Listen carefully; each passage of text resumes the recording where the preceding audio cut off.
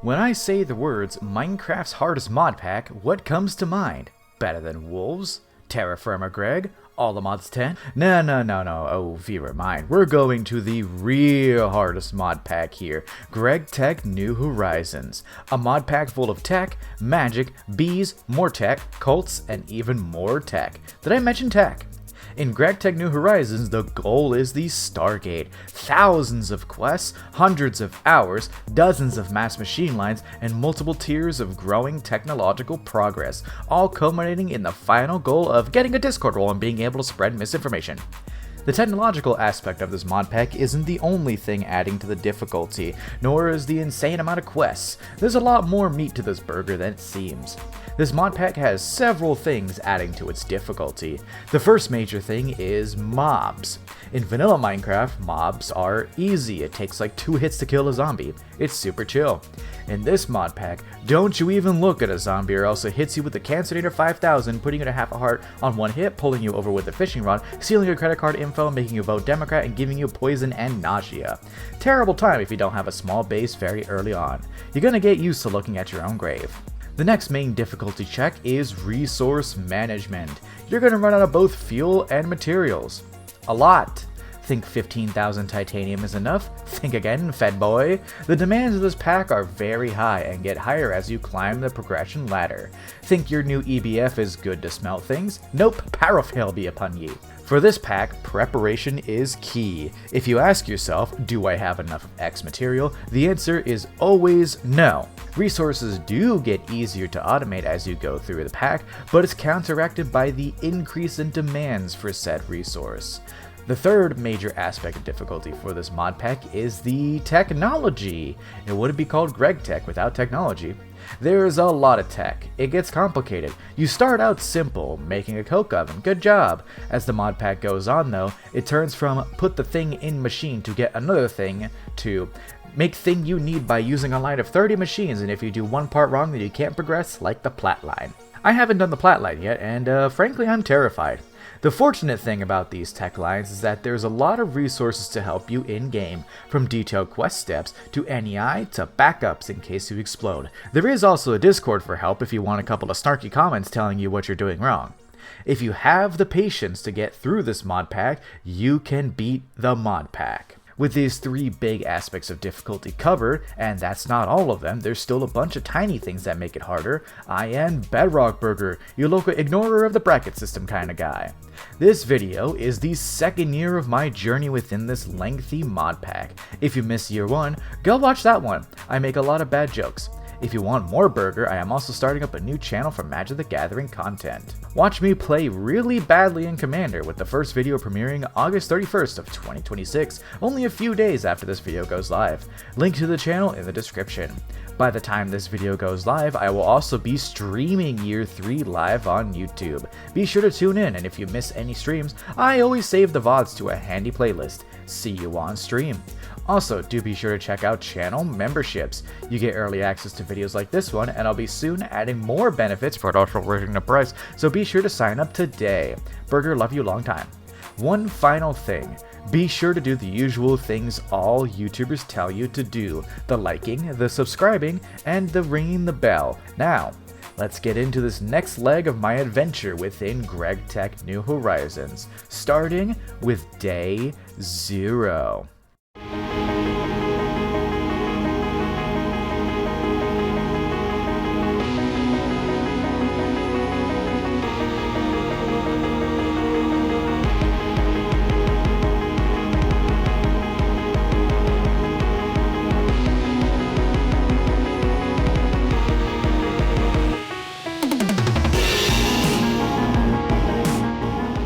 Good evening, my fellow Gregtech enthusiasts.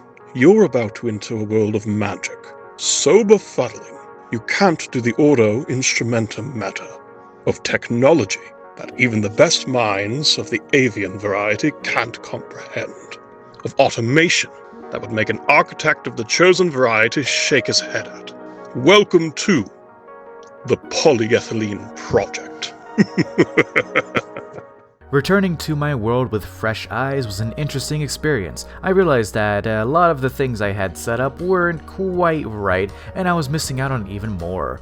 For starters, super tanks. Did I know they existed? Haha, no, not at all. The meat inside my head is smooth and thoughts flow right off of it. The very first thing I did on day 0 was a simple task: get ender pearls. In this pack, there's a couple of ways: bees, killing endermen straight up, and another method that the quest book in Gregtech basically just hands you: sticking them into a smeltery and letting them burn, making their blood into pearls using a pan cast. There's another way I could have phrased that, but I don't want to be cancelled. With 10 survivor coins, you can buy 2 enderman spawn eggs, which are perfect for melting down into blood, assuming they don't escape. Ender pearls obtained for a component of the super tank, the pulsating iron ingots made from ender pearl dust, iron dust, and redstone alloy dust. It would be a bit before I actually get the super tank though, as I completely forgot they existed for a time. I made a few pulsating iron ingots and then just deadass forgot. My brand spanking new EBF was riding the struggle bus a bit when trying to smelt up the pulsating iron, as my pipes were not good enough to transfer steam all the way from my oversized, soon-to-be shrunk steam backup tank. The potent pipes I was using only moved 6,000 steam per second, and the EBF consumed 6208 steam per second according to my probably incorrect math. In my eyes, I needed better pipes to move steam around faster, without just making bigger potent pipes, which frankly I probably could have done.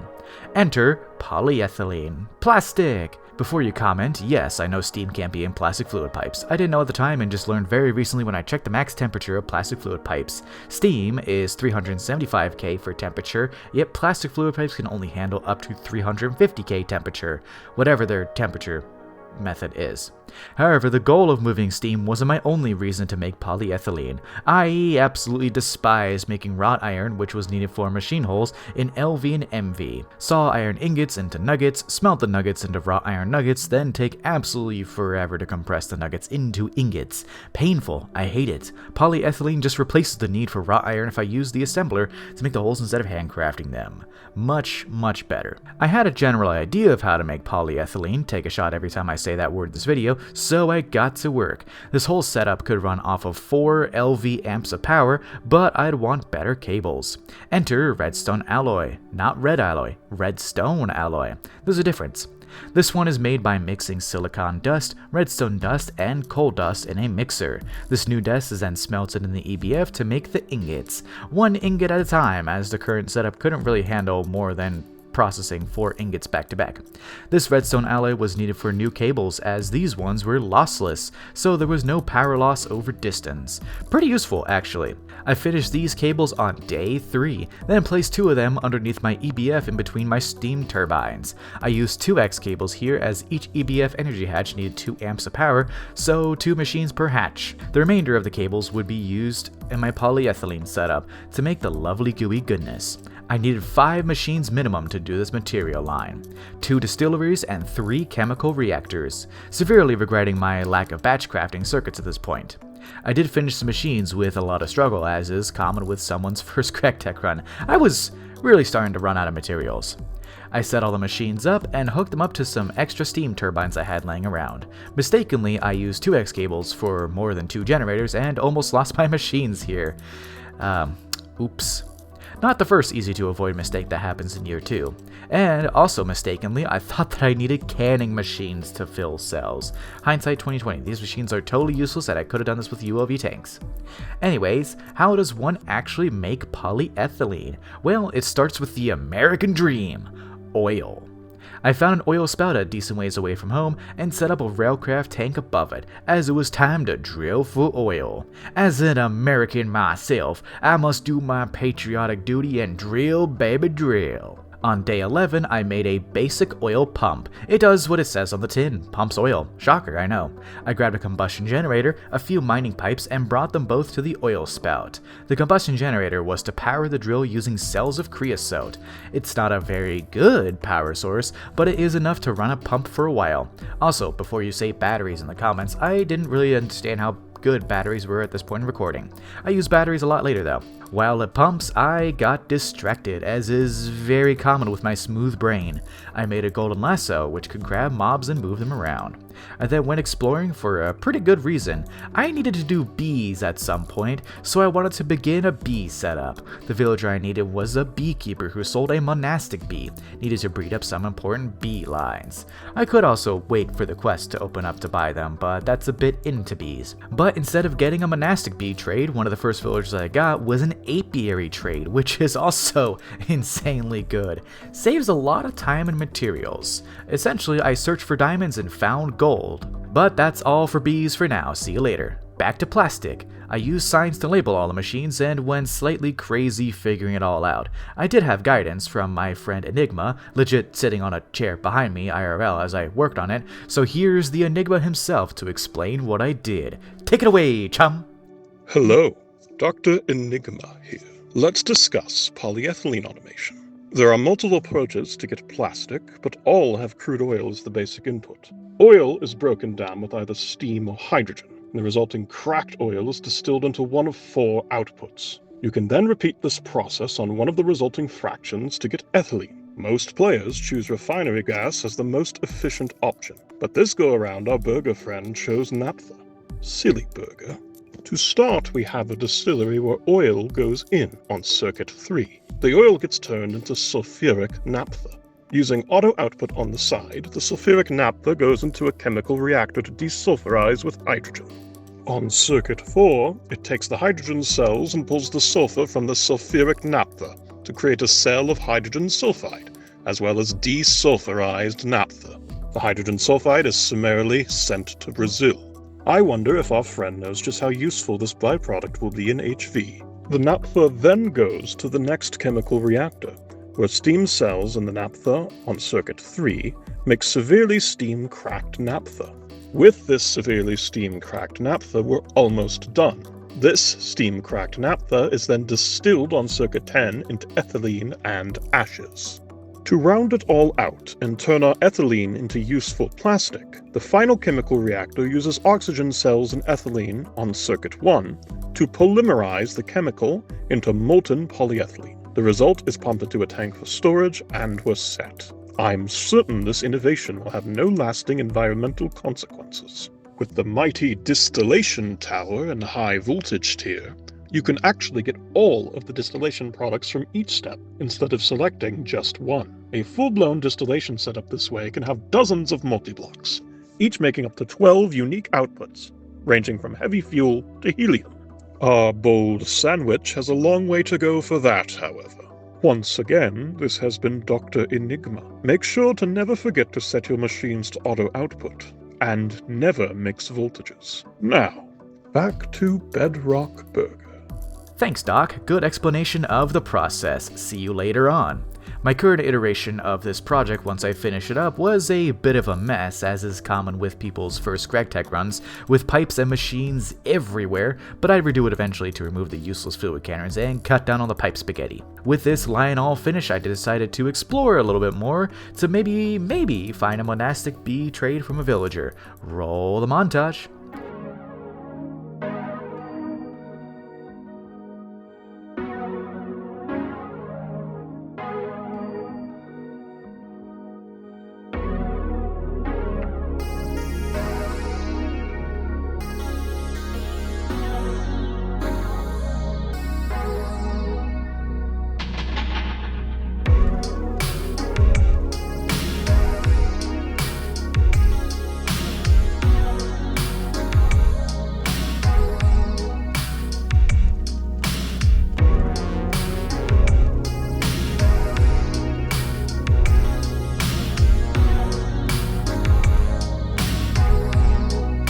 When I returned home after cleaning my head with some fresh, delicious Minecraft air, I threw some oil into the first distillery in the line, and it worked perfectly, almost, making some of that sweet plastic on day 33. It did have an issue with power, and I probably needed to put some batteries in, but I forgot. Over the course of the rest of this in-game year, I'd keep making more polyethylene, but I don't really need to mention it every time I do, yeah? Just know that if I make an LV or MV machine hull from here on out, polyethylene was used to make the hull. I'd make the pipes eventually. Polyethylene all finished, I then turned towards the next issue to tackle. Power!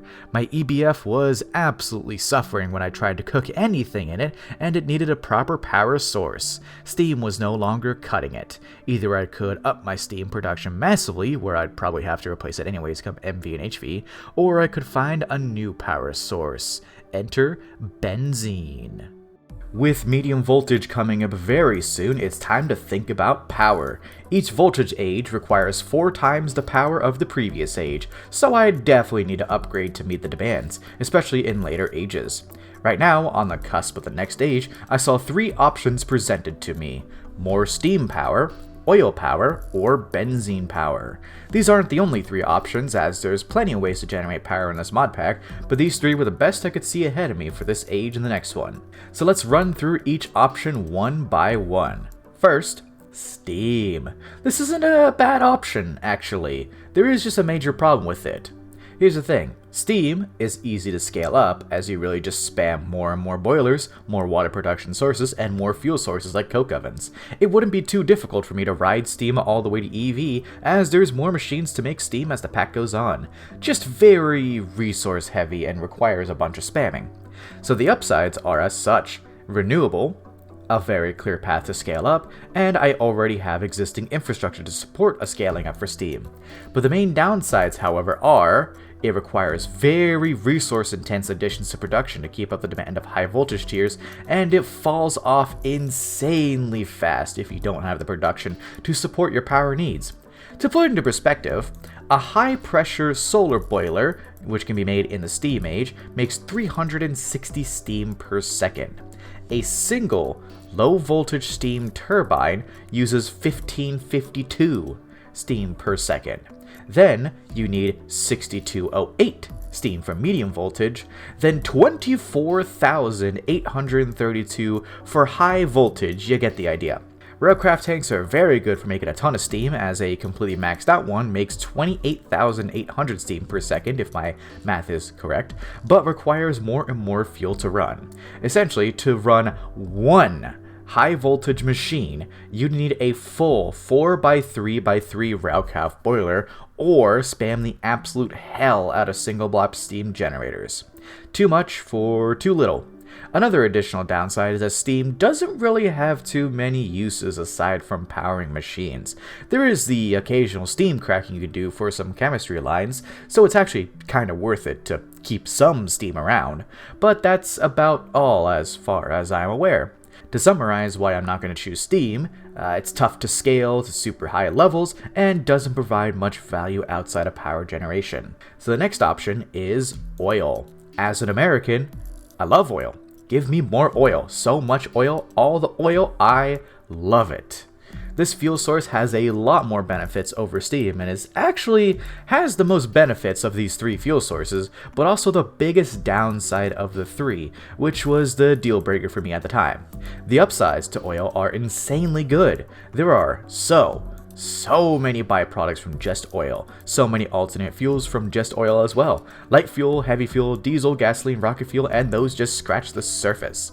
Oil is a massive resource for the mod pack, and a normal run should have oil be used as a foundation for most chemical processes through the mod pack.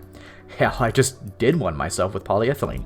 The distillation tower makes oil even better, as you can extract all byproducts from oil. There's 5 you can get from there, and they are all used in a number of chemical lines. Oil is crazy useful, but again, one glaring, unfortunate issue. The next big boon of oil is that the fuel you can make with it is excellent. Light fuel, heavy fuel, and diesel, for example, are ridiculously good for power generation, and I've actually done diesel before, and it is pretty damn good. Very small setup for it too, and big payoffs. Oil is amazing and one of the best options for power generation in the pack at this stage of the game. The major downside, however, which I touched on earlier, and frankly what made me not pick oil, is that it's not immediately renewable. It's finite in LV and in lowish supply until the fluid drilling rig in MV, which is unlocked near the end of MV. I say low supply, but it's more like, you need to set up a small station at every single oil spout on a 1,000 block radius to drill with a single block drill. kinda low supply. It's less convenient and more likely to get you massacred by mobs. Not that you aren't getting killed by mobs anyways, but you get the point. I did specify not immediately renewable, as there are ways to get it to be renewable, but they take a ton of time, which I don't have with the yearly constraint. There's bees and crops. Crops in this version is really slow, and I don't have time to breed up oil berries. Trust me, I did oil berries once, not too keen on doing it again. It took way too long. As for bees, it also requires a ton of work as well to get oil bees. It's another renewable source, and honestly the best way to get renewable oil, but it's too reliant on RNG for now, and certain bee frames that I don't have for me to do right now. So oil was not something I was keen on doing because of the lack of renewability in my current state. So now we get to the third option, and the one I chose, benzene. The benefits are about as good as oil. There is a whole ton of byproducts when you get the distillation tower, benzene is easily scalable, and it makes a buttload of power. See, while diesel makes 480,000 EU from a single cell, benzene makes 360,000 EU. It's less, but the main draw to benzene is renewability and the lack of infrastructure required to make a ton of it. Probably the easiest to make renewable of the three, and that's why I chose it as fuel for my power in MV and beyond. Renewable, tons of byproducts later down the line, and it even has a fuel upgrade later on with nitrobenzene. The major downside to benzene, however, is that you pretty much just have benzene and nitrobenzene, and then you don't really have much higher than that. So it does kind of fall off, and you will need to swap off benzene later, unless you just decide to really go hard on nitrobenzene, which I may do. Benzene has a bit of a cult following within the Gregtech community, and after making some myself, I fully understand why. So now that you understand my choice for fuel from now on until I replace it with nitrobenzene, let's get back to the run with day 36. To get to medium voltage age, I needed some oddly rare materials, gallium and arsenic. Both have strange methods to obtain an LV, but I needed both to advance. The first thing I did to obtain the dust was make an autominer, as arsenic could be obtained by processing realgar, which was an annoyingly rare material in every ore chunk in the nether. This autominer does as it says, auto mines for me. Only one chunk though for an LV one, and it didn't have any fortune modifiers. Bare minimum, really. I could have been working on getting gallium while waiting for the autominer to work, but I kinda just sat next to the autominer and waited. Not sure why, I just did. Fortunately, I got some dust really quick and was able to put the arsenic dust and some gallium dust into my struggling EBF to make a gallium arsenide crystal. Side note, I got arsenic earlier by processing zinc, by the way. This is 2.7.4 still, so zinc is actually tough to get, only present in small ores in the overworld. No zinc gravel just yet. With the gallium arsenide crystal, I can make diodes for the next tier of circuit, the medium voltage circuit. The amount of these I'd use this year is a sin against humanity. Now I was so close to medium voltage and I just needed a few more aluminum ingots to really get there. My EBF cries for salvation and it desires proper powering. Soon, my child. Soon. Using plastic and aluminum plates, I successfully crafted an MV machine hull and entered into medium voltage, the next tier of tech within this mod pack.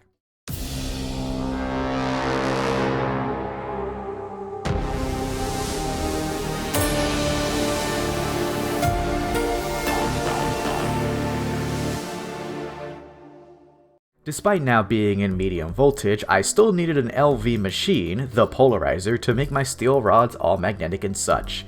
It also saved on redstone too, as magnetizing rods previously cost 4 redstone per, and trust me when I say you need a lot of magnetized rods. LV components take magnetized iron rods, and both MV and HV components take magnetized steel rods. Man, I can't wait for the MV extruder. With the polarizer, I got to work, starting to make pieces to the pyrolyse oven. This multi-block machine was the key to make my lovely benzene, as it took wood, something I was already producing, and turned it into wood tar and charcoal, which then gets processed into benzene. More on this later. It needed 3 MV circuits, a hull, and a number of different components to make the controller itself, and each casing needed a whole heap of plates. This is before I learned how to batch craft, so it was pretty painful. To get the most out of the wood I was producing, I upgraded my farmland, to garden soil, a type of soil that allowed plants to grow without water, which was very helpful for space reasons. I think it also gives a slight boost to some plants. Not sure, fact check me in the comments. This garden soil was very nice as it allowed me to start stacking my spruce bonsais on top of each other. Not yet, but later. You'd be surprised how much my base changes from day 365 of year 1 to the end of year 2. It's kinda wild. Soil all placed, I made the pyrolyzed oven controller block and got to work on the casings. I also needed copper nickel coils like the EBF to run, so I'd make those over time. Speaking of the EBF, I still needed a bajillion aluminum, so now a side quest. Now that I'm an MV, there are many more ways to get aluminum, specifically alumina dust. The easiest way to get alumina dust now is through clay dust, made from macerating stained clay, which is everywhere. Stained clay that is insanely plentiful in the mesa and the mountain next to me. The only thing, however, was that I needed an MV electrolyzer. I was recommended, and I recommend this to be the first machine you make in MV, as it's a great way to accelerate your aluminum production, among other extremely useful things throughout MV.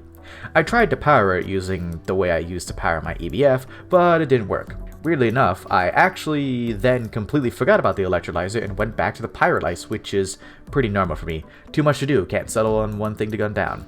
At the end of day 59, saw me completing all the casings for my pyrolyzed oven, and all I needed left was the coils and the hatches. I built out the oven itself, but was still missing the hatches. Copper nickel coils on the bottom center in a 3x3, oven control in the front center, input and muffler hatches on the top, output and energy hatches on the bottom facing out. I'd need more materials for it, but for now I made a combustion generator for MV to run my electrolyzer. Why combustion if I was planning on doing benzene?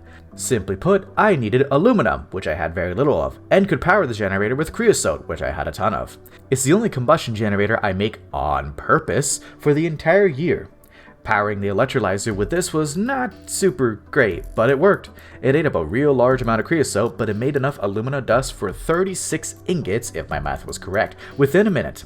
Very nice, and the other materials made from it can be used later. While a ton of clay dust processes, I decided to do some building, as my base needed some love. In the future, as a side note, I added a rule to my run where I could pause time under 2 circumstances. A, when renovating my base, or B, when AFKing to let things smelt or build up, as these things don't progress me any further, nor add new machines or tech lines to my base that I need to cover in a video. It's a weird rule, but if I continue this run without pausing for each base cleanup or mass smelting job, I'd make extremely low progress each year. Yes, I do clean up my base that many times, and you'll see what I mean with pausing time to let stuff smelt. Do you know how long it takes for 7,000 stainless steel to smelt in a quad EBF? A long time. A very, very long time. I will never cheat in items, but I will pause time to AFK and redo base layouts. Anyways, with that new rule explained, I did finish up my base, mostly, on day 70, where I made an advanced fluid solidifier. The machine did exactly what it says, solidified fluids. I never did make the LV fluid solidifier, so why not do the MV? Realistically, should have made the extruder. I used this fluid solidifier to make plastic fluid pipes, and for good reason. I already established it can't be used for steam, so these plastic fluid pipes went to another purpose. Super tanks! These single block tanks could hold 4 million units of a single liquid or gas. They're made from a pulsating iron plate, some aluminum, LV circuits, and a plastic fluid pipe. I took a break to build my base some more, and on day 77 I made my first super tank. First of many, as these are kind of nutty to store fluids and gases.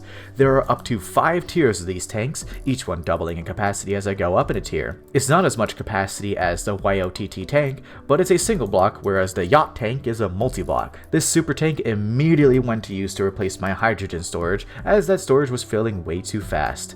These super tanks have an auto void overflow mode, so any gas inserted that went above the capacity was automatically deleted. You can also lock a fluid to use it as a filter. It's good to mass store fluids and gases, as it can hold a ton. As of editing this section, I have 21 of these tanks around my base. They're just that good. Day 79 was dedicated to finally making the hatches for my pyrolyze. Input, output, maintenance, you get the idea. It was almost all together, but actually making benzene is still a bit off. And now day 81. The pyrolyse was all complete and ready to power. To hold all the benzene I'd be making, I wouldn't use a super tank, but instead I use a multi-block iron tank, as iron was plentiful and I enjoy gigantic sexy tanks holding my fluids I create. To help my progress out and save materials, I started to work on a circuit assembler. I needed a total of 5 circuits to make, 2 HV and 3 LV. This machine is a necessity for saving materials, as it allows new recipes for circuits. Right now, to make an MV circuit, it requires 3 low voltage circuits to make 1 MV circuit. With the circuit assembler, not only were LV circuits cheaper, cutting out the red alloy cables and steel plates, but the MV circuits were cut down to requiring only 2 LV circuits. To put into perspective, a stack of MV circuits goes from 3 stacks of LV circuits to only 2 stacks of LV circuits to make. A very good cost saver, and as a Publix employee outside of content creation, I love saving materials. As I got to working on it, a loot bag from something gave me a crossbow. Honestly, a very good crossbow. When I do Twilight progression in the next section of this video, you'll see how nutty it is, and with the bolts I make to go with it, even better. Anyways, on day 89 I completed the circuit assembler, and dear lord I regret not making this earlier. You think that the small savings of making LV circuits wouldn't amount to much, but that's a stack of steel, 2 stacks of rubber, and half a stack of red alloy saved per stack of LV circuits. Sometimes I'm a silly goose, and this is one such example, not making this machine ASAP.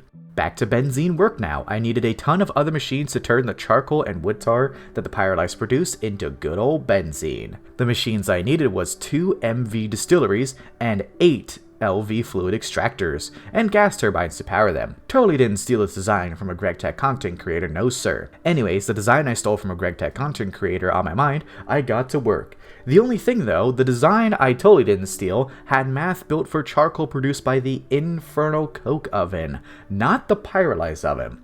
So I made way too many fluid extractors, but just the right amount of distilleries. By the way, the design I used was made by CWG in his own Gregtech run, so go watch that video, link in description. After adding more to the iron storage tank, I decided to turn on the pyrolyse oven to... Right.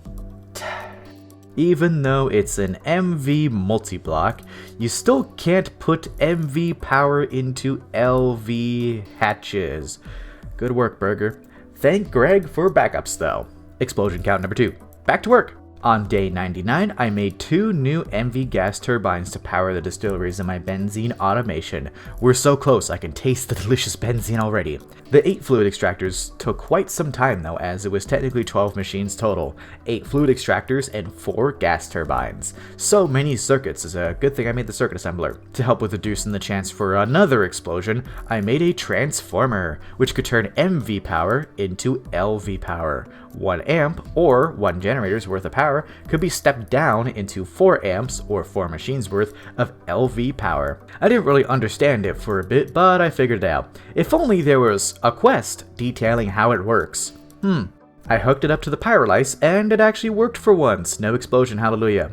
On day 109, I finally finished up the fluid extractors and started connecting a bunch of pipes around. And now, to explain how all this works. About time, am I right? This whole process starts with wood, gathered from a crop manager. Wood gets sent into the pyrolyse oven, where it is turned into 2 things, coal and wood tar. The wood tar goes right into the distilleries to be turned directly into benzene itself. The charcoal goes into fluid extractors and turned into wood tar, which then gets sent to distilleries to also be made into benzene. I output the benzene at a specific spot, so it loops back to the gas turbines, making this whole setup self-sustainable and renewable. On day 110, a full third almost into the year, I turned on the pyrolyse and let it ride. I did have to jumpstart a bit, throwing charcoal into fluid extractors and spare benzene from crossover into the gas turbines, but it was making benzene, and after a bit I could leave it all alone. At this point, I AFK'd for a bit, letting the benzene build up, pausing the daylight cycle, and sitting still. This was also so I could really ensure that my benzene was fully renewable, which it was. I then also updated my game to version 2.8.4, the most recent update as of editing this section, and also swapped to use the Prism launcher for this pack, which, side note, if you're using anything but the Prism launcher for Gregtech New Horizons, you should fix that. Use Prism. I also did an extension to my base to add a massive room for future multi-blocks, of which there are many multi-blocks. So many. To loop it all back to why I was making benzene in the first place, it was for the good old EBF, which was struggling massively since it was built. This run could have been a lot different if I had known that it was a pipe issue rather than a power issue. I did the same trick with the EBF as I did with the Pyrolice, using just one MV gas turbine and a transformer. No explosions, fortunately. The EBF was back in action with a new power source, and it ran perfectly once I realized the transformer was backwards. Finally, my EBF could withstand the major test of MV, which was, can you run the EBF non-stop? No, seriously, you have to cook up so much with the EBF in this age. It's kind of insane. Now that the EBF was able to run without stopping, I took a long break from this mod pack. You viewers don't see it, but I took a super long break after this, almost 2 months. During this break though, I formed a plan for the rest of the run, and the next section is dedicated to a bit of a side project, Thaumcraft, one of the biggest and most important magic mods in this pack. While I couldn't craft Eyes of Ender yet, more on that in a bit, I could still locate them for a very important item that was hidden in some chests, Oblivion Frames, used for bees, which I intended to passively work on throughout the years. These Oblivion Frames were essential to speed up my eugenics project. I mean bee breeding, yeah, that. They cut a bee's lifespan down to Concord length lives, which was crazy good when combined with bee frames that gave a huge boost to mutation rate. So we get to why I decided to do magic in the first place, to start bees.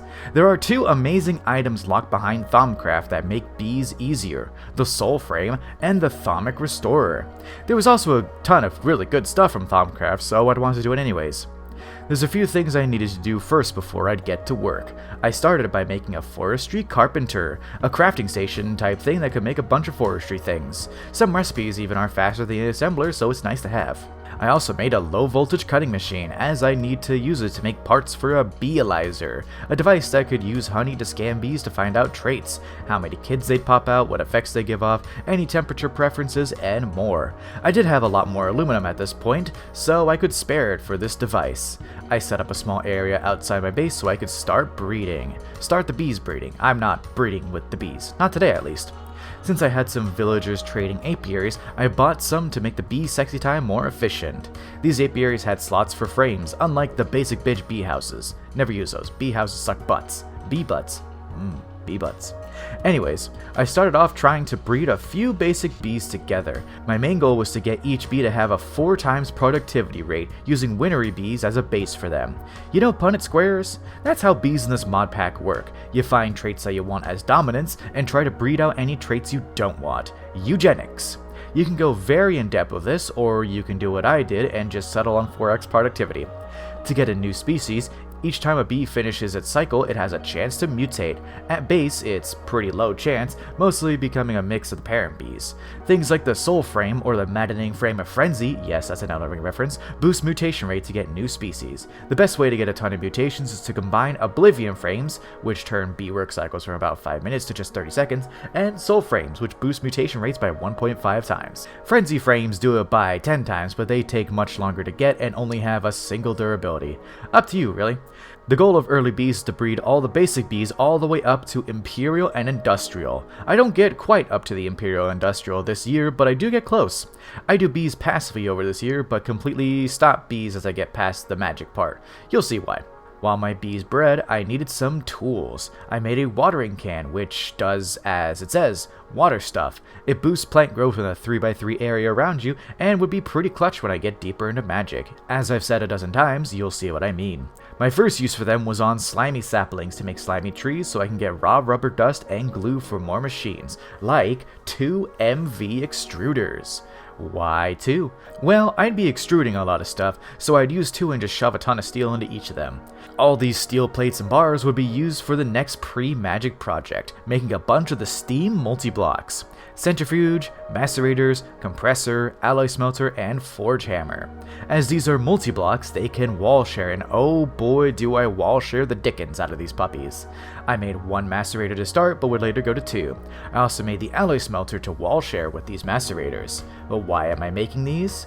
Well, these machines are absolute insanity for early game ore processing until you get to the extreme voltage age, which is after high voltage, which is after medium voltage, which medium voltage I am currently on. Like the single block variants, they consume steam to perform operations. The macerator doubles ores, the centrifuge pulls apart impure dust to get pure dust, the forge hammer smashes things like I smash your mom, you get the point. The major benefit to these is the parallels. Each machine can do up to 8 operations at once, a massive speed boost over the single blocks. They have 2 tiers like the steam single blocks too, bronze and steel, but I went right for the steel though, as it doubles the speed. These machines can only do up through low voltage recipes though, so it'll be very worth it to upgrade to the EV tier ones when I can.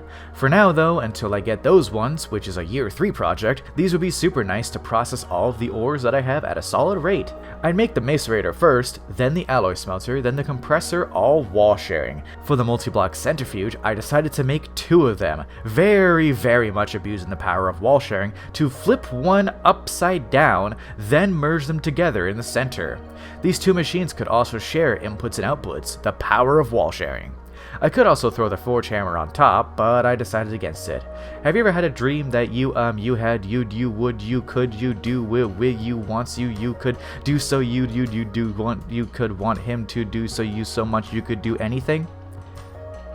On day 146, I finished up the double centrifuge, then took to upgrading the crossbow I had gotten from a loot bag a bit ago. With some loot from dungeons, I made bolts with vanadium steel, a slime fletching, and a slimy tool rod. Pretty nutty damage too, dealing 14 attack damage per bolt before the crossbow damage.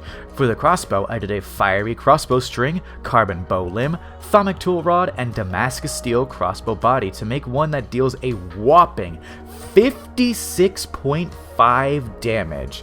You'll definitely see this in action soon. The first victim of this bow was to be the first boss of the Twilight Forest, the Naga. Changing back whenever I swap them out. Holy shit! Alright. That was just a... Yeah, this crossbow is a bit silly. With the murder of the Naga boss, it starts my foray into magic, as its scales are used for the first wand. For the second wand I would have to kill the Lich next, and fortunately for me, this boss was pretty much all over the place in the Twilight. Remember how I said this crossbow was overpowered? I started streaming this world right as this section of the run started, so here's my live reaction to the Lich. Okay. Oh my...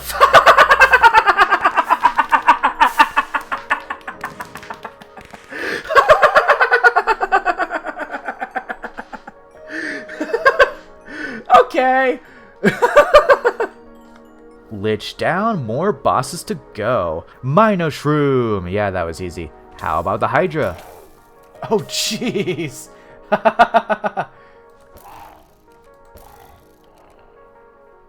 Not too bad either. Right. I could have continued onwards, but decided to get back to the Twilight when I really needed the materials from it. I needed to progress, time was ticking. Using the Naga scales, I made my first wand, the iron capped wand, made from some iron, aluminum screws, and the scales. Now I get into real magic. On day 153, I needed to go mining, but not for regular ores, for magic ores. Inside the Twilight Forest, there are ore veins with shards from Thaumcraft. I could use Cinnabar in the Ore Finder wand to discover them quicker. Every one of these veins has Cinnabar, but also has 2 out of 6 of the basic shards. So I spent a little bit of my time mining away in the forest, then returned to my home so I can smelt the ores into shards. Perdidio, Ordo, Air, Ignis, Aqua, and Terra shards. 6 types for my yummy spellbook. I don't have a spellbook, but it would be cool.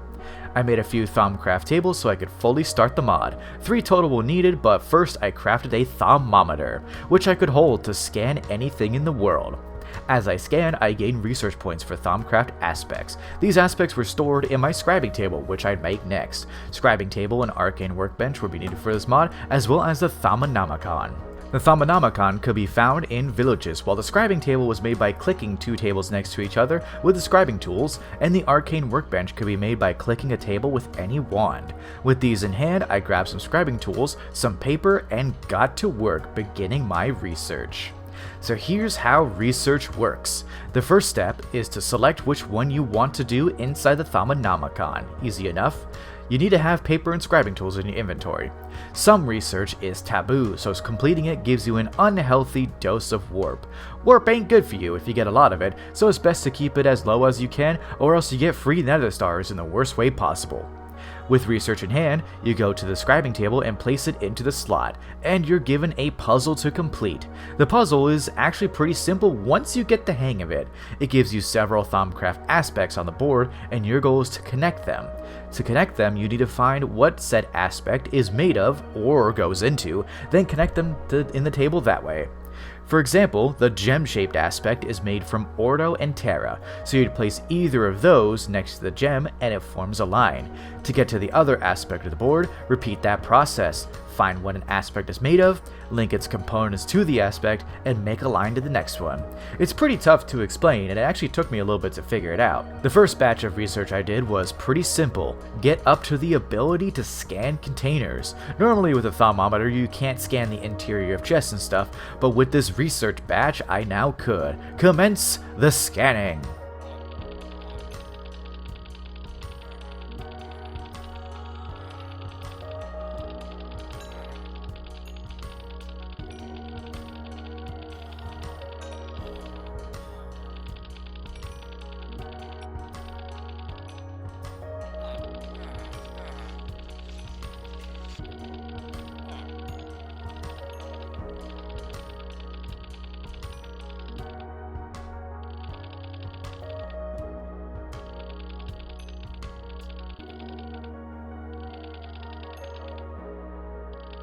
Now we get to a huge slew of research. I had a whole butt ton of essence in my scribing table, so time to lock in. I research Essence of False Life, Magic Frame, Maddening Frame of Frenzy, Healing Frame, Gentle Frame, Sanguis Arthus, Essence of Fickle Permanence, Enchanted Earth, Chocolate Frame, Metabolic Frame, Essence of a Shallow Grave, Essence of Lost Time, Essence of Everlasting Durability, Proven Frame, Restraint Frame, Soul Frame, Red Crystal, Remote Comparator, Hungry Chest, Greedy Chest, Thirsty Tank, Enchanted Fabric, Goggles of Revealing, Paving Stone of Travel, Night Tour, Arcane Lamp, Magical Metallurgy, Elementum, Essentia Distillation, Essentia Tubes, Essential Crystallation, Advanced Essentia Tubes, Thaumium, Reinforced Jars, Alchemical Centrifuge, Automatic Alchemy, Void Jar, and finish for now.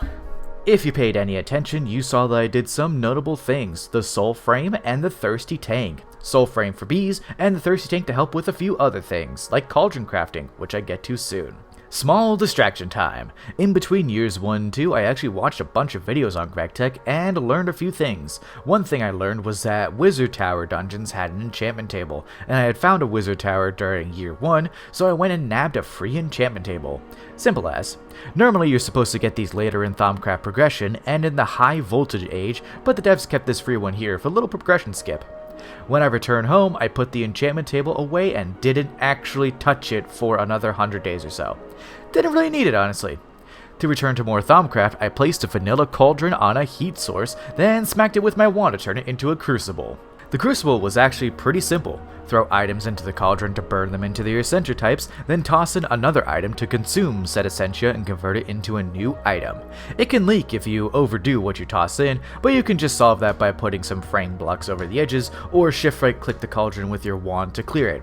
To make early Thaumcraft progression much easier and smooth for the early grind, I did some more research, then used the crucible to craft primal shrooms. Probably the best thing I could have crafted this early. These shrooms, when planted, could grow and then be broken to produce vis, aka wand juice. Each wand has a capacity of wand juice or vis, and you consume them to craft things. I could use the watering can I made earlier to grow them faster. No sapping or nodes for me. That's another way to get vis. The vis is important to do crafting in the arcane work table, as things made there cost vis to finish the craft. I will forever refer to vis as wand juice for now. Soul frames, for instance, cost 1 juice to craft in the work table, hence the primal shrooms. The next craft I did after the shrooms was a thirsty tank. This tank slurped up whatever was below it and could move fluids. Not 100% sure how it worked, honestly, but I could place it above a water source block and it would slurp up the water, where I could then pump it into my crucible. Saves me having to refill it constantly as this source is infinite. I went back to the crucible crafting and... Anyways, after remaking my wand, I resumed crucible crafting to make more primal shrooms, up to 9 total. To help with the growth, I made fertilized dirt. It's like regular dirt, but fertilized. It grows plants faster. Combined with a watering can, my shroom growth was much faster. I also made some arcane lamps, which could create artificial lights in a pretty nice radius around it. These lights were invisible and had no hitbox or collision, so it was basically just mob proofing. Gonna totally spam these over time.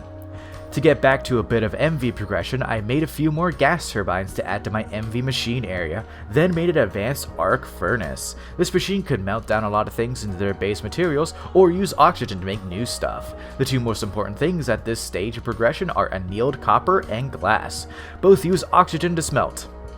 The big thing about the arc furnace is that it consumes 3 amps of power to work, so the equivalent of 3 generators. I threw a ton of sand into it and let it ride. I'll come back to the glass later. For my new Thaumcraft hut, I crafted 2 elevators to get up and down from where I'd put my infusion setup. These elevators let you crouch or jump to go up and down. They don't use power, so they're super helpful. Resuming Thaumcraft, I used a few gold ingots to craft new caps for my wand, gold caps. These increased the capacity of my wand and gave a slight discount when crafting with the arcane work table. Also very needed for progression, as wand juice costs quickly go past the default cap. I made an MV mixer for later, then got to work on a new wand as I needed an upgrade. The new core for my new wand was made of greatwood, although I had to restart from iron caps for this next one. One important thing to note is that when I was in the Lich Tower, I looted the chest and found a stainless steel ingot, as this material is normally made towards the end of MV, but Lich Towers could contain a very low amount of this ingot. Stainless steel screws went into the new wand, so I was progression skipping a bit. I do a big progression skip soon, one that's no longer possible in the newer versions, but you'll see. With the crucible, I turned iron ingots into thaumium ingots as I wanted to use it to make a few more things, like a spinning table. Weirdly enough, I wouldn't actually use this table very much, but I had it.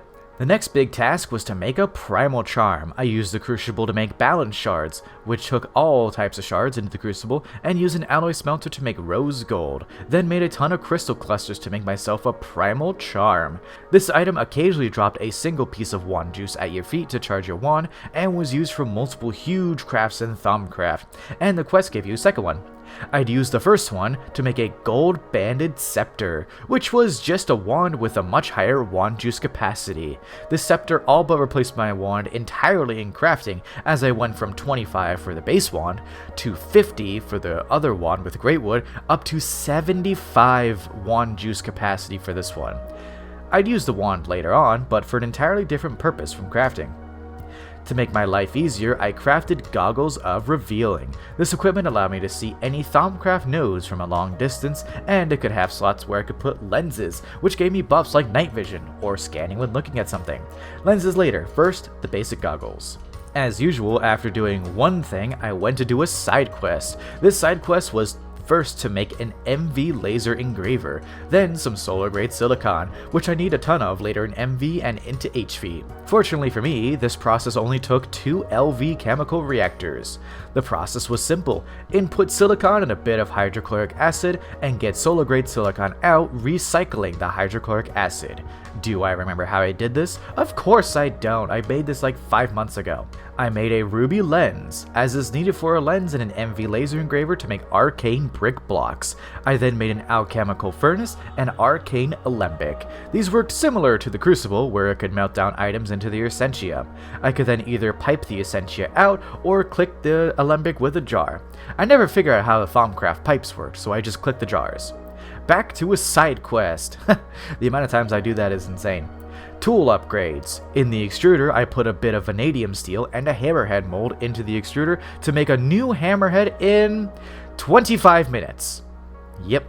While this head cooked, I started to replace a bunch of my regular sized potent pipes with large potent pipes, which went from 6,000 liters per second to 12,000 liters per second. Necessary upgrade for my new shiny steam multi-blocks, as using multiple at once went way over 6,000 steam per second. After doing so, I grabbed my hammerhead and upgraded my hammer. The durability went way through the roof with just vanadium steel. It's very nice. I know, I could get indestructible ones, I just didn't feel like doing the ritual, okay? For more side quests, on day 191, I needed more aluminum, so I decided to absolutely obliterate the mesa near me for the stained clay. The stained clay could be macerated in my new fancy macerator into clay dust, then electrolyzed into alumina dust and a couple of other things. Combined with cryolite dust in the EBF, it made aluminum! So I also mined out a couple of cryolite veins just to be sure. I'd use the cryolite eventually as it's needed for fluorine, but for now, aluminum. As it smelted, I went to find the other 2 strongholds in my world for oblivion frames. I did find more, fortunately, but honestly I only needed 1 oblivion frame total, so there's not really a reason for me to find the other ones, but I did. On day 200, I started to work on a new project in Magic, the electric goggles of revealing and the electric boots of the traveler. But Boko, you can't get infusion into high voltage chemical reactors. I hear your silly voice saying. Fear not, my dear viewers, for I have a progression skip. I sorta alluded to it earlier with my hunts for strongholds, but remember that this world was made in GTNH version 2.7.4, so there was a progression skip that hadn't yet been patched out. The skip is to get Eyes of Ender before HV, and the method is simple. Villagers. Back in 1.7 vanilla Minecraft, cleric villagers could sell Eyes of Ender, and rucky for me, I had obtained one of these villagers. When GTNH version 2.8 released, they patched the skip out, but they didn't remove any existing villagers with this trade, so I had a nice little progression skip to get myself infusion a whole age earlier. The electric goggles of revealing didn't require infusion to craft, but the boots and all lenses for the goggles did. For yet another side quest, I made an MV wire mill as I needed a bunch of string for enchanted fabric in Thumbcraft. How did I get a ton of string? By making polycaprolactam ingots made from saltpeter and naphtha in a chemical reactor. These ingots could be put in an MV wire mill to make 32 string per ingot. So after making a stack of polycaprolactam, I was very set on string for a while. Feels good. With the string, I made into enchanted fabric on day 204, then made cloth caps for my scepter, giving it a better discount on crafting. With it, I used an Eye of Ender to make a runic matrix, then right-clicked with my wand to create an infusion altar, used for infusion crafting. To explain how it works, you needed jars of essentia nearby and a certain level of stability for recipes to craft. To get stability, you just place a bunch of blocks around it. There are certain blocks that give stability. Mob heads, some type of blocks, and more. They do need to be symmetrical though. If a recipe isn't stable, bad stuff can happen. I don't want to find out what the bad stuff is, honestly. On pedestals, you place the needed materials for the craft, then right-click with the wand on the runic matrix to begin the craft. I killed a wither, then you know the drill. I did a side quest. Back to bees, I crafted some soul frames to help with mutation, then did a ton of breeding with an oblivion frame and a soul frame. Massive speed and high mutation rate gave me a cultivated queen, which is one of the starter bee breeds I needed. That's all for bees for now, come again. For the last side quest for now, I redid my polyethylene setup as seen in this video here. Took about 30 minutes to do so it wasn't too bad.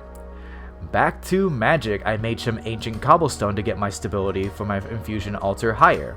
The electric boots of the traveler needed 10 total stability, so I needed a ton. I used an altar when it was at 2 stability to make a lens for my goggles of revealing, the Illumine lens. These lenses, when slotted into my goggles, gave me permanent night vision. Loved this, I will never take these off except to charge and to upgrade to the next ones. With some iron frame greatwood, I got my stability all the way up to 10, then got to work on the boots of the traveler. all the way on day 218. I finished up the base boots of the Traveler, but I wanted the electric ones. The base ones gave a speed boost, but it wasn't enough. The issue I was running into was that getting Essentia into jars was slow as balls, but one of my stream viewers let me know of a really helpful item in Thumbcraft, the Disintegration Focus. To get this, a few steps.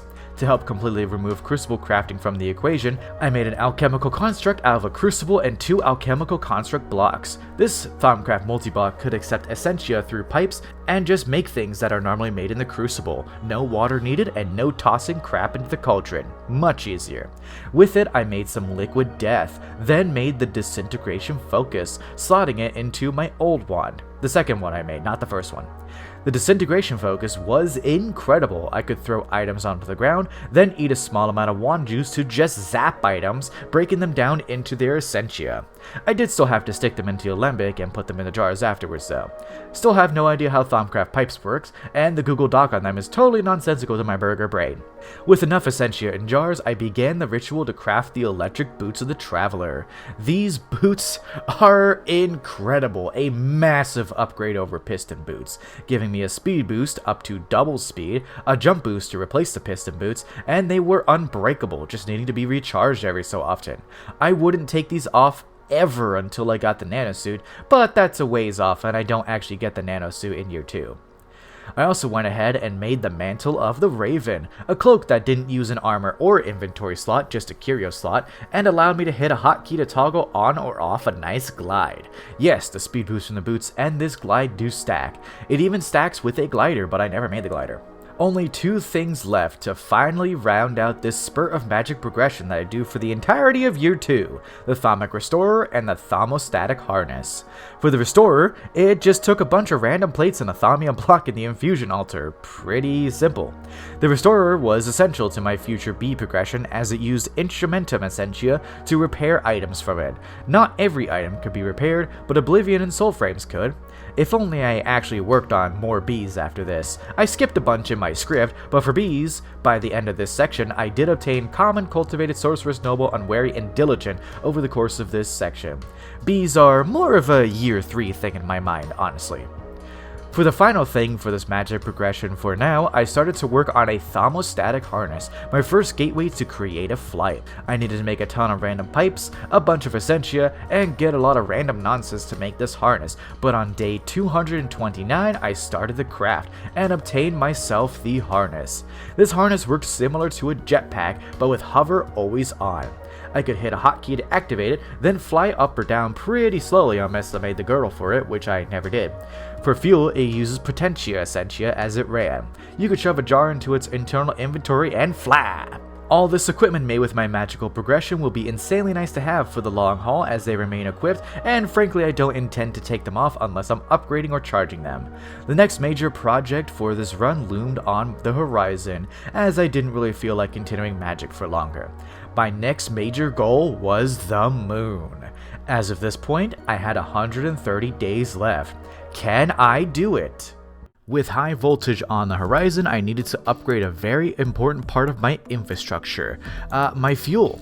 Right now, one Pyrolyse oven was just enough for all my MV machines, but the thing about this mod pack is that each age requires 4 times the power of the previous tier, so a recipe that takes only 32 EU per tick in low voltage requires 512 EU per tick in high voltage. I will need a second Pyrolyse oven to make even more benzene for fuel. We here at Burger Studios love our delicious benzene. Screw vac nukes, let's keep with the tree slurping.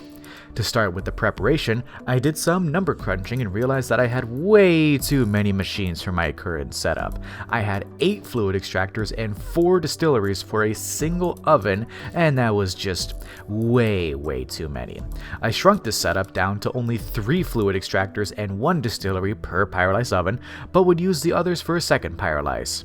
On day 231, I looked into nitrogen creation, as nitrogen could be used to make my pyrolyse go faster. Double speed, which is nice. The pyrolyse oven has 3 ways to increase its speed: nitrogen usage, coil tiers, and power input. The downside is that the power upgrade is a 4-2 overclock as opposed to a 4-4 overclock, meaning I need 4 times the power for only 2 times the speed, as opposed to 4 times the power for 4 times the speed like the LCR. On the bright side, nitrogen creation was really simple. All it took was a compressor and a centrifuge. You place an empty cell into the compressor and it makes compressed air cells. 5 of these go into a centrifuge and it makes nitrogen and oxygen. Super easy and extremely power efficient. With a single low voltage generator and redstone alloy cables for less loss, I could power 6 total machines, 3 compressors and 3 centrifuges. Super efficient and really easy. I made a setup with item conduits to round robin the cells so that way it would split between the 3 pairs of machines. It's a bit jank, but it makes nitrogen for my pyrolyses. It's all good. I had my current pyrolyse pause as I was doing this, as I had something like 18 million benzene just sitting around after my last AFK session. It would all be gone by the time this year ends, as I use so much benzene very soon. Stainless steel takes a little bit. On day 234, I crafted my second pyrolyse oven controller and started making the new multi-block while sharing it with the first one. I decided to share only the output bus because unfortunately the input buses couldn't be shared due to multi-block guidelines. I also kept the output hatch non-wall shared, sending the wood tar into shared pipes. It just works. I wanted to use the same setup as my other oven and use 1 medium voltage generator and a power transformer too. If I had $1 for every time a pyrolyse oven exploded in my runs, I'd have $2. It isn't a lot, but it's weird that it happened twice. On the bright side though, I learned to stop relying on transformers and it didn't destroy the controller this time. I rebuilt everything, learned how to put the transformer the right way, and turned this baby on. And this time, it worked perfectly. 0 explosions. If I have another explosion, that's 3 strikes and I'm out. I gotta quit the Gregtech run. With this setup, I could use 3 fluid extractors per oven and 1 distillery per oven to make benzene at a really solid rate. I would need to upgrade everything when I get to year 3, but that's a future burger problem. For now, these 2 ovens would be fantastic. To account for the new output of benzene, I decided to upgrade my buffer tank. The current one could only store 10 million of the good stuff as it's an iron tank and I needed more storage. I could do either steel or aluminum, so I went with a max size aluminum tank as weirdly enough I had almost double the aluminum that I had steel, and an aluminum tank was 4 times the capacity of iron versus 2 times the iron if I went for steel. There is the question of should I do the stainless steel tank next? It's double the aluminum and frankly I'd probably need as much as possible as a buffer. For my wood, it also needed an upgrade, so I upped my farm from 1 layer to 3 layers and moved it all outside with glass surrounding it. One crop manager can do up to 3 layers, so it works out pretty well. Much more wood and I wouldn't need to touch it until I update my game to the 2.9 update. Crops NH seems a bit silly, so I definitely need to do that. 31, 31, 31 saplings seem really good. To resume medium voltage progression, I made a few more machines. An MV forming press, which I needed for something that I actually forgot at this moment, but I would need it for AE2 later. The next thing I made was a monocrystalline silicon boule. Very close to high voltage, my current goal was to make new energy hatches for my EBF, and the first step was to make these boules. To smelt up the main material for high voltage, I would need to overclock my EBF up to high voltage levels. Each age has a metal ingot associated with them, and high voltage has stainless steel. For the energy hatches, I also made an MV cutting machine. It cuts stuff. Wow. Another machine to my collection is the Precision Laser Engraver, which could have materials and a certain color of lens placed inside to engrave the material into something new. With the boule I made earlier, I could cut it up into wafers, then engrave them with pro-America propaganda to make different wafers. Wafers into wafers into wafers, ain't that fun? What wafers you make from the wafers depends on the color lens you put in, so make sure you don't forget and accidentally put in the wrong lens. That happened once or twice for me. To detour a little bit, I made a solar panel for my crop manager for the wood farm for my pyrolyzes. On day 246, I added a low voltage battery buffer and a low voltage battery with the solar panel on top. With these powers combined, I had a very easy infinite wood farm. Crop managers use such little power to run that this was plenty more than enough to run it without any changes. Later, I may upgrade it to higher tier crop managers to increase both yield and range of collection, but for now this was perfect. I hooked it all up and let it go. It was more than enough for my 2 pyrolyzers at this current moment, but again would need to be upgraded as I upgraded, well, everything. My next project for this part was to set up a farm for 2 really good materials, gold and redstone. High voltage stuff needs electrum, and electrum is made from gold, so therefore I needed gold. This small automation was actually incredibly easy. I just needed 1 medium voltage extractor, 3 medium voltage centrifuges, and a crop manager. The flower of choice this time for my crop manager was the glow flower, as it could be harvested with crop sticks and could have glowstone extracted from it. 2 flowers make 1 glowstone, and 2 glowstone could be centrifuged to make a redstone dust and a gold dust per operation. It all only took 2 power generators to run the whole thing, so it was also very power efficient. I set up some drawers and just let it do its thing. It's a bit slow, but infinite of both materials is very welcome, as gold is decently rare in ore veins. Redstone is absolutely everywhere, but gold is a bit more rare. On day 253, I decided to make more circuits. Precisely 2 stacks of low voltage and 1 stack of medium voltage. So realistically, it's 4 stacks of low voltage total. Since I have been busy collecting a lot of materials over time, it actually wasn't too bad to do. The biggest cost of what I was doing was time. The circuit assembler is a godsend for reducing costs, but it does still take a long time to do its thing. While I waited, I did a bunch of busy work around the base, mostly bee work, beesy work. That's important. I will actually be focusing on bees soon, don't worry, and by soon I mean year 3. I did miss earlier that I had set up a tropical bee loop, and that would have been breeding for probably 100 days at this point. So with all the combs I now had, I centrifuged them to make a bunch of silk. With it, I could upgrade my backpacks, if you remember those from year 1. The diggers and miners, going from 15 slots all the way up to 45 slots for blocks and ores. In the nether, I mined up a ton of copper, then returned back to work on day 257, where all 4 stacks of LV circuits were complete. It took a little bit. It's the power of editing, you can cut out a lot of stuff. To make my MV circuits cheaper, I created some hydrochloric acid using some hydrogen and chlorine. The chlorine I had obtained through electrolyzing salt.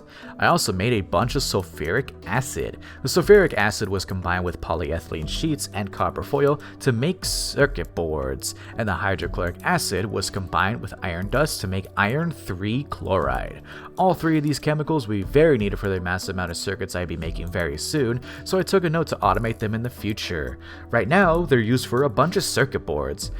A lot of circuit boards. Basically every circuit board for most of the rest of the pack. Until then, I would batchcraft these. To prepare even more for high voltage, I demolished a full manganese vein. This ore vein is the rarest in the overworld, unknowingly so, but through processing it, I could get chrome, one of 4 things needed to make stainless steel. Iron dust, nickel dust, manganese dust, and chrome dust. There is another way to get chrome with the machines that I have, but we'll get there soon. On day 265, only 100 days left, it was finally time to go for quad EBFs. I'd be smelting so much stainless steel soon, so I'd need a quad EBF to handle it all. Fortunately, it could all still be poo-poo nickel coils. All I needed was to upgrade the energy hatches. We're going back to that. For power, I made a bunch of combustion generators, 16 to be exact, as I need 4 per EBF. And yes, I did do an oopsie. Did you catch it? Don't worry, I didn't either until way later. Anyways, on day 267, I made the other 3 EBF controllers and got to work on the other parts. Heatproof machine casings, coils, inputs and outputs, you get the idea. With the power of wall sharing, I shared an output bus between all 4 of them, and input buses and input hatches were shared in pairs. We love wall sharing, it's so nice. I finished up all the MV energy hatches at the end of day 268 and set them down next to where the quad would go, as I still need to make all the other parts of the EBF. This is my task for the next days, with the longest part being the poo-poo nickel coils. This took me all the way to day 274, and during that I realized I had made the wrong generators. I made combustion when I actually needed gas turbines. Oops. That was a lot of circuits down the drain. When I made the correct generators, I used my shiny kinda new plastic pipes to connect it all up to my benzene storage.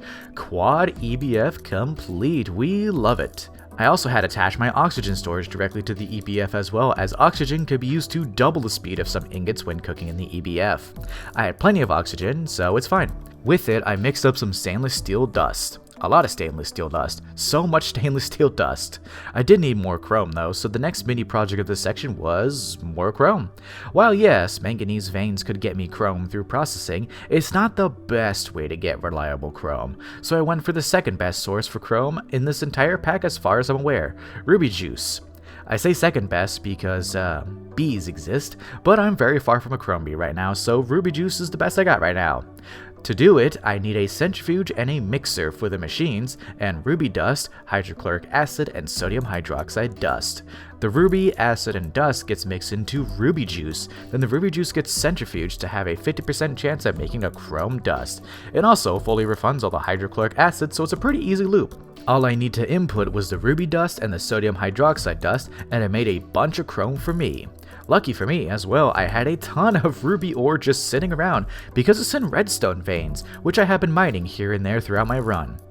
On day 279, I finally obtained my first stack of stainless steel, the main material for high voltage age, and surprisingly enough, I actually wouldn't use too much of it. You'll see why. After AFKing for a decent bit of time for the stainless steel to smelt, using my rule of pausing time to let things process, I had over 3,000 ingots smelted and a significantly lower amount of benzene. Went from probably 18 million liters of the good stuff all the way to less than 2 million. Benzene is a really good fuel, but very clearly I'm actually not making enough.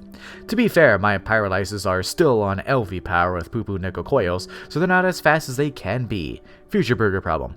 With my new batch of stainless steel, it was time to make my way to high voltage.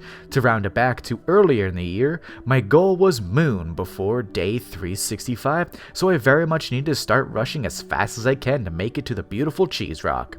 I started my preparation by making a bunch of powder barrels, needed very soon, made from gunpowder, wood planks, and string. I also started to work on item filters as they're used to make blocks for the clean room. On day 290, I made some good integrated circuits, a needed part to high voltage circuits, at least the base one. Circuits change a lot right at this point, it's weird to explain, but when I get to making the new circuits, I'll try my best. With these new circuits, I was ready. Using stainless steel plates and some plastic, I crafted my first high voltage machine hull and entered into the next age.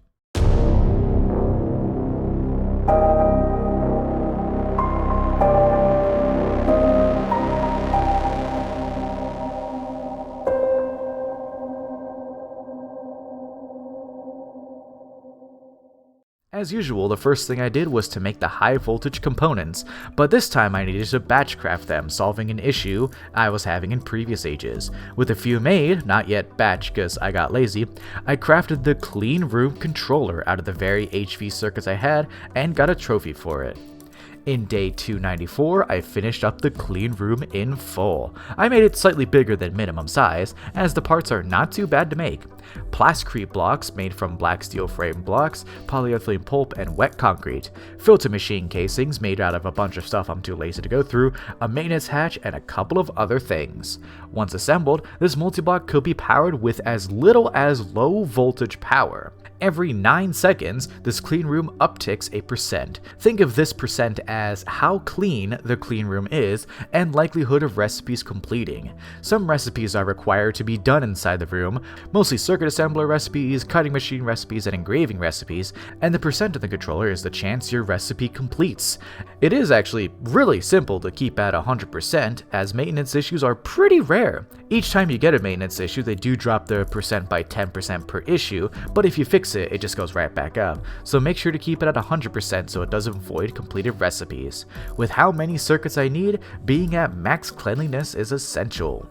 I didn't yet make these new circuits as I preferred to stock up materials first, but instead I made a new multi-block controller, the Large Chemical Reactor. This multi-block is probably one of the best in this pack by a large margin. It's a chemical reactor, but much bigger. But why is this the best? Well, essentially, chemical reactor recipes start to become a lot more prevalent from this point on, and the LCR could not only do multiple recipes in parallel, but they're also faster, and the LCR gets perfect overclocks as soon as you build it. With medium voltage power, it could do high voltage recipes at 4 times the speed instead of just 2 times the speed like some other multi-blocks. Perfect overclocking, as it's called. For my own build of it, I tried my hardest to minimize the polytetrafluoroethylene usage by replacing whole blocks with input and output buses. 5 inputs and 5 outputs. Still didn't have it automated yet, so I'd be batch crafting all the polytetrafluoroethylene for now. This LCR would help with crafting circuit parts, mostly circuit boards as they take a long time in regular chem reactors, but a very short time in the LCR. I intended to start with a stack of the new HV circuit, so I need a lot of circuit boards in my major push to the moon. To reach the moon by the end of this in-game year, I'd need to start moving fast, pretty much skip anything that I deemed unnecessary to get there. For the first task, I would kill a bunch of withers, simple as. Nether star plates are required for the rocket, so killing this boss was necessary to get to the big cheese rock in the sky. The boss died quicker than Concord, as my crossbow is crazy good and my hammer hits like, well, a hammer. Done and dusted, or starred.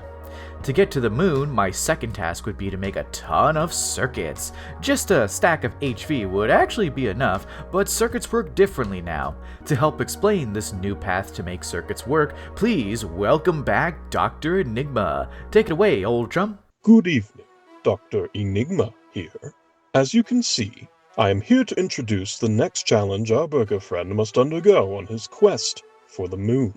High voltage is the tier where we first encounter the first new line of circuits in the progression of the Modpack. Our simplest circuits, electronic circuits, were simply made in a crafting table, using basic components like resistors, wire coils, and electron tubes. Throughout low and medium voltage, we got a steady trickle of improvements to this process. Our good circuits were made using 2 of the previous electronic circuits. Likewise, to start out in HV, we can combine 2 of these good circuits with silicon-based transistors, producing an advanced electronic circuit. Each tier unlocked a new tool, enabling the eventual construction of the next tier's circuits. Gallium arsenide for MV, silicon for HV. Knowing this, it might surprise players when, in the course of looking at the recipe for the NASA workbench, they are confronted with 2 insane voltage tier circuits, 2 progression tiers higher than where we currently are. Despite this vital crafting station isn't actually gated to IV or even EV. We can actually make our very first IV circuits right now, and it's thanks to the clean room and the new main progression loop for circuits. Instead of unlocking a single new circuit at a time, we instead gain the ability to make an entire series of them. First, these better circuits absolutely require the clean room. If the circuit assembler isn't in a powered clean room at 100% efficiency, it has a chance to void our new circuits every time it crafts. We can use our new silicon wafers and a laser engraver to make RAM chips, our computational component. We can then place this on a new plastic circuit board, along with other circuit components, to yield an integrated processor. A medium voltage circuit in only 1 step. The integrated processors are the first in a 4-circuit series. 2 processors can be combined with more components to yield a processor assembly, a high voltage circuit, and much cheaper than the old advanced circuits. Combining these yet again nets us the very first available extreme voltage circuit, the workstation. With workstations in hand, we can finally build a proper high voltage circuit assembly, as these machines need circuits from the next tier up to be built. Now, with an HV circuit assembler, we can combine 2 workstations to form a mainframe, the very first IV circuit, and one of the critical components of the NASA workbench. Each new tier from here on out will bring another 4-circuit series with it. In EV, we will need to build our first LUV circuit. We'll also gain the ability to make high-voltage circuits in a single step. I wonder if our diligent entree has truly grasped the circuit demands of the pack. Fortunately for him, he seems to have learned how to batch craft. Will it be enough to reach applied energistics and auto-crafting? Only time will tell. This has been Dr. Enigma. Until next time, keep those clean rooms clean.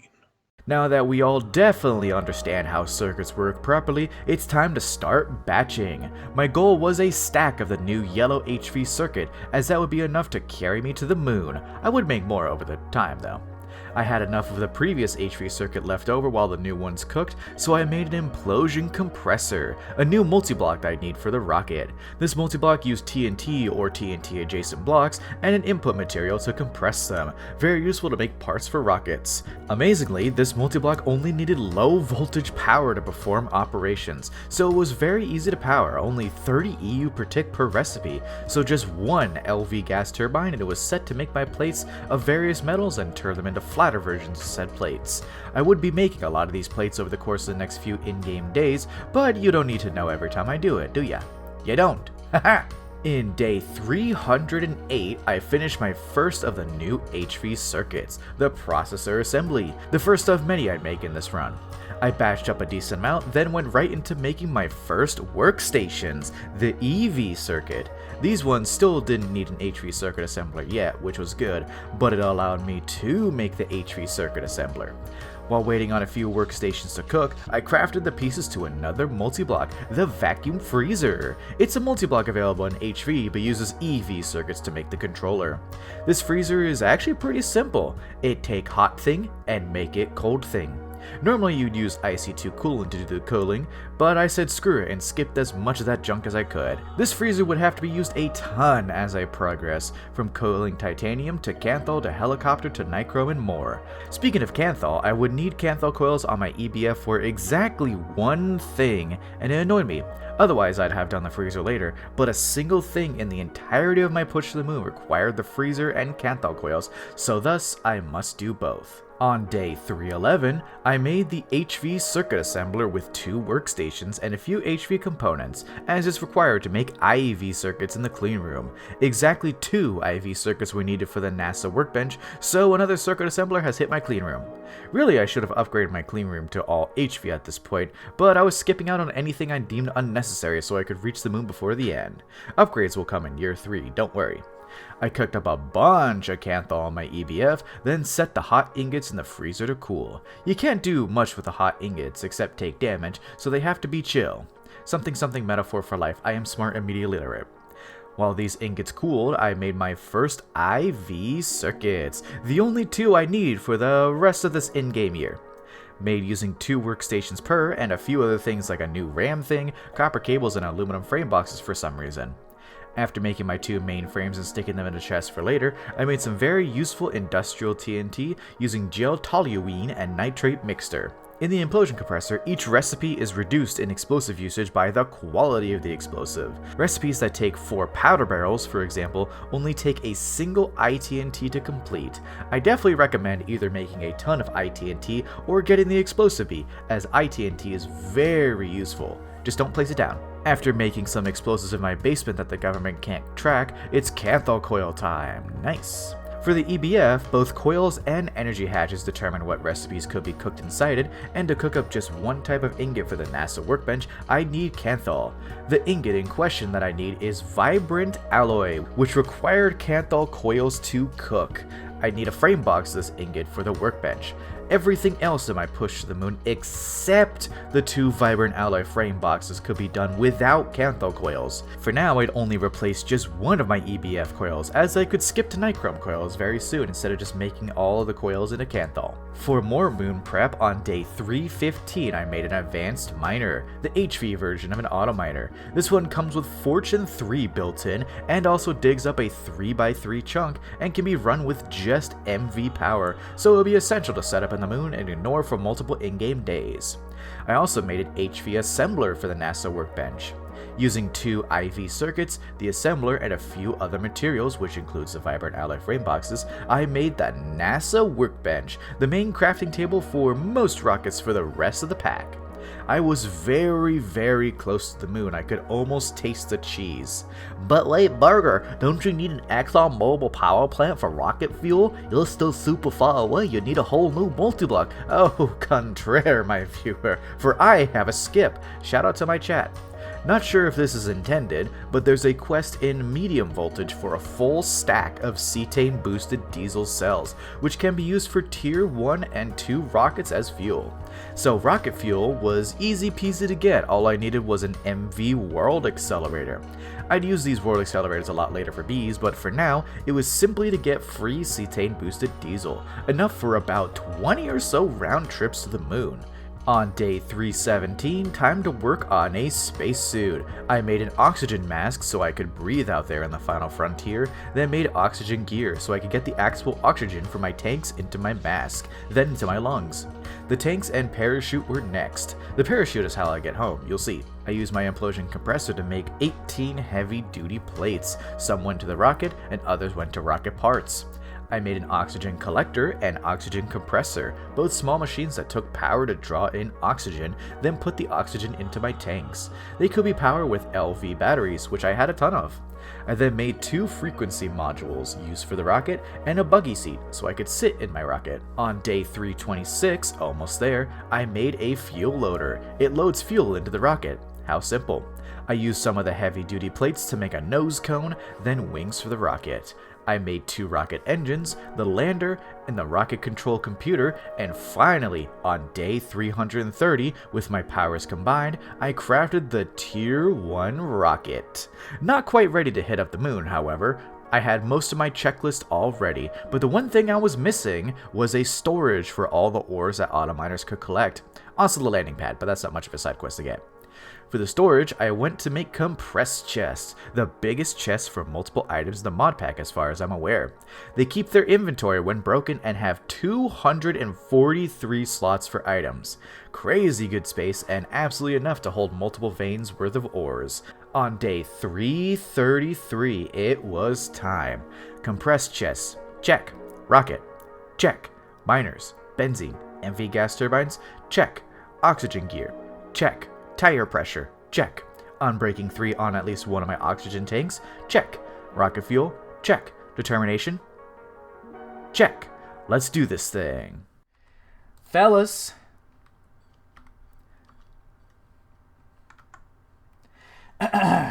Fly me to the moon, let me play among the stars, let me see what spring is like on Jupiter. I hit my mic. On Jupiter and Mars. In other words, hold my hand. In other words, darling, kiss me. Fill my life with song and let me sing forevermore. You're all I long for, all I worship and adore. In other words, please be true. In other words, I love you. I don't actually know the tone of this song, so I'm just gonna sing random shit. Anyways, fly me to the moon. Let me play among the stars and take a screenshot. Let me see what spring is like on Jupiter and Mars and the moon, I guess. In other words, hold my hand. In other words, darling, kiss me. Fill my life with song. Let me sing forevermore. All I worship and adore. You are all I long for. Oh, we're here. Okay, I was gonna sing until we got to this. Okay. Holy shit, there's a lot of planets. Alright. Overworld. How do I get to the moon from here? Ooh, that's cool. The moon! So I think I hit launch. I think it is... The moon. Launch. Oh. Ooh. Whoa. Whoa. Space slow down. Oh, shit. Ah! Well, I got a little bit to go. Okay, that might be it. Oh, this looks very weird.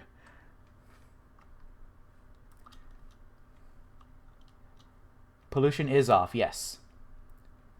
Okay. Oh, there we go. Okay, I was waiting until I could see this. Fellas, the moon. The moon, baby. Oh, there's our notes here. Oh. How do I get out? Is it control? Yeah. Oh, yes. And we did it. The first major milestone of Gregtech New Horizons complete. The moon! We still have 30-ish days left of the run, so now what? Well, the moon opens up a lot of new progression steps for us to complete. The big unlock from this moon visit is titanium, the main ingot of the extreme voltage age, like how aluminum is for MV and stainless steel is for HV. For titanium, there's two big ore veins on the moon we can mine to get some, ilmenite veins and bauxite veins. Ilmenite itself has a whole processing line to make titanium that will be the first thing I do in year 3, but we have bauxite processing for titanium as soon as we get home.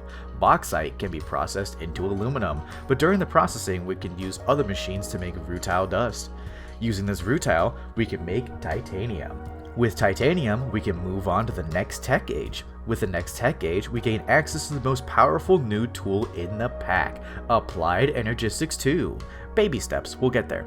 A small tip for this part is that bauxite veins are much better to get titanium than ilmenite veins, as bauxite can give rutile for titanium, and ilmenite, which is in bauxite veins, can be processed into titanium. Both are present in bauxite veins, and bauxite veins have over double the ilmenite as ilmenite veins, but ilmenite veins have a few other ores that may or may not be useful, I'm not sure. I placed my HV miners on the veins to go as I wanted aimlessly around the big cheese rock. The moon was really used for only two things: titanium and the next rocket. To get the next rocket, I need the blueprint, which is found within moon dungeons. A few early planets have these blueprints within these dungeons. These dungeons have bosses at the end and were easy to spot. Crater with dark blocks at the bottom. Simple. For the moon, this boss was the evolved skeleton, and it died in like 4 hits.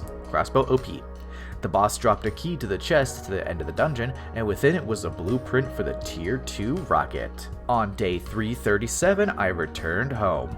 4 days passed when I was on the moon. Very thankful to a viewer on my stream that recommended putting Unbreaking 3 on my oxygen tanks, as it massively increased the time I could stay on the moon. When I floated back down, I almost forgot to get my stuff back from the chest that floats down with me. Definitely don't forget that, it holds the rocket and landing pad. In the NASA workbench, I placed the Tier 2 schematic, and it added a new page for when I need to go to Mars.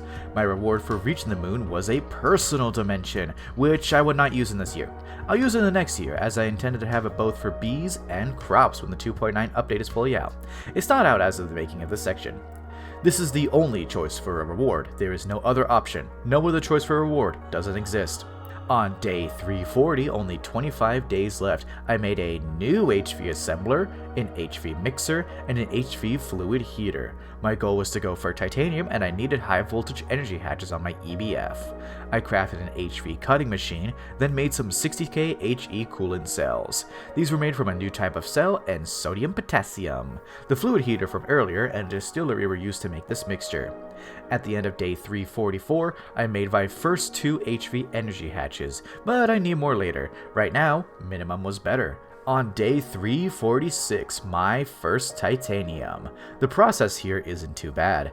3 rutile dust, 2 carbon dust, and chlorine in my LCR made titanium tetrachloride, a fluid that could be put in my EBF with magnesia dust to make a hot titanium ingot and magnesium chloride dust. The hot titanium went to the vacuum freezer, and my first titanium ingots were produced. With these ingots, I pressed them into plates in my extruder, then used 8 plates to make my first extreme voltage machine hull, and gain access to this new age.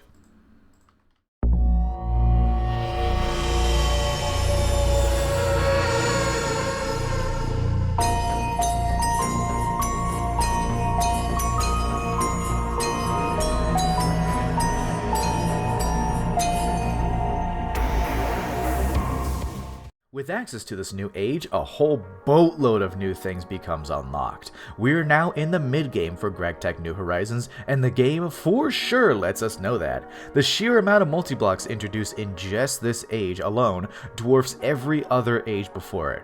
New multi-block generators, new ore processing multi-blocks, new multi-block variants of most single-block things, but the most important of all we unlock is Applied Energistics 2. Technically unlocked at HV, but at the very end of HV, you might as well spend the 8 titanium on the EV hull to get there. Speaking of Applied Energistics 2, I started cooking up processors to start this crazy mod. Calculation processors using Certus Quartz, engineering processors using diamonds, and logic processors using gold. While these cooked, I decided to do something that most Minecraft players do in every world. Beat the game!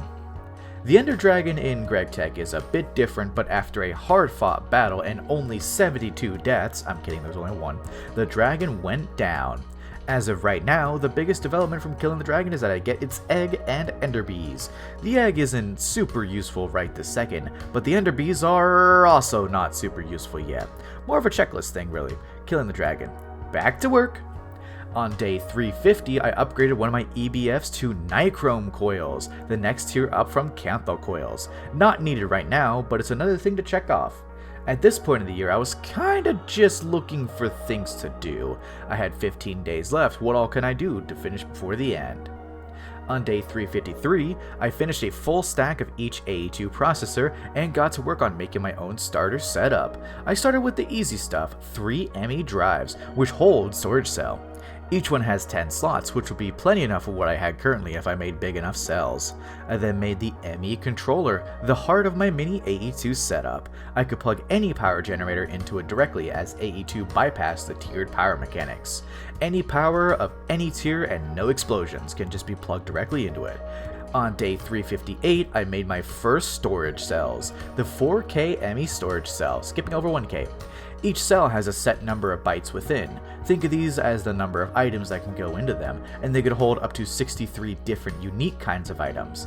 The bytes aren't exactly a one-to-one though, it's weird. You could have something like 6,000 items in a 4K storage cell. One important thing to note for these cells is that you want to keep high or unique MBT items like armor and weapons outside of the cells, as they take up a whole item slot within the cell. 63 pieces of armor, for example, takes up all 63 slots, but not all 4K bytes, so it's good to not shove them into your storage. Speaking of moving everything into storage, I crafted an ME crafting terminal on day 360 and started moving all of my crap into the storage. With 30 4K cells, everything I had up to this point fit within them, and it was perfect. It took a full in-game day to move everything though.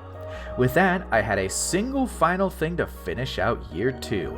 Open all my loot bags. I have been saving them up throughout the year, so it's time to open. Check out this epic loot bag opening.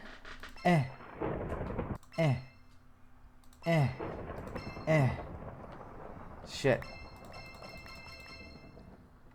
Nothing too major to note in this box opening. A lot of various small things. No serialized cards, unfortunately. A lot of Shocklands, though. Wait, wrong box opening. And with that, the sun rises at the end of year 2 and the beginning of year 3. Huge progress this year, going from low voltage all the way to extreme voltage, setting up a new fuel that would carry me through the next few ages, getting into magic, making it to the moon, and setting up a basic Applied Energistics 2 setup. My goal for year 3 is automation, from titanium to tungsten to bees and crops to even the plat line, if I can make that. Speaking of year 3, I built a little bit in between years 2 and 3. Mind off screen, if you will. The first video of year 3 will premiere in October. I hope to see you all there and on stream. Thank you all for coming and watching. Badrock Burger, out.